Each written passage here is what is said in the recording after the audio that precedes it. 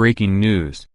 EU will lose, Brussels on a hiding-to-nothing trade war with Trump, expert warns. The EU's bid to spark a trade war by Donald Trump by introducing tariffs on U.S. goods will backfire, experts have warned. European Union officials imposed duties on American goods worth £2.4 billion, €2.8 billion, today, including bourbon whiskey and motorbikes.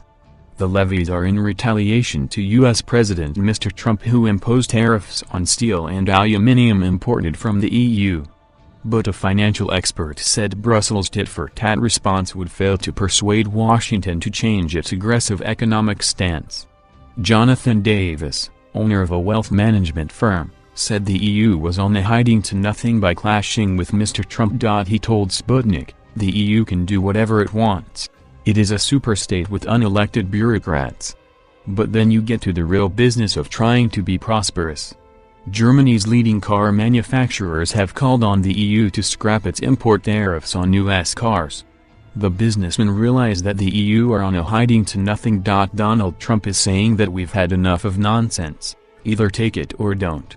If you do take it, we'll all be more prosperous. The EU, Canada, Mexico, China, you name it, have had tariffs forever. All Trump is doing is readdressing the balance and fulfilling his campaign promises. European Commission President Jean-Claude Juncker yesterday hit out at Mr. Trump's tariffs on European steel and aluminium. Speaking in Ireland, he said, "The trade that we believe in is built on rules, trust and reliable partnership. The United States' decision to impose tariffs on Europe goes against that. In fact, it goes against all logic and history. Our response must be clear but measured. We will do what we have to do to rebalance and safeguard the EU." And the EU's trade chief Cecilia Malmström said she was very worried the row with Mr. Trump could trigger a full trade war.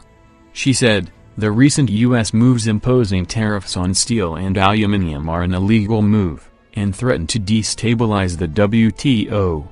Also, it is frankly ridiculous that EU steel is considered a threat to U.S. national security. As long-standing allies of the U.S. we were disappointed, but not surprised. We did everything we could to avoid this situation, but now we have no choice but to respond. The EU has a responsibility to stand up for open global trade. Our response will have to be proportionate, reasonable and intelligent.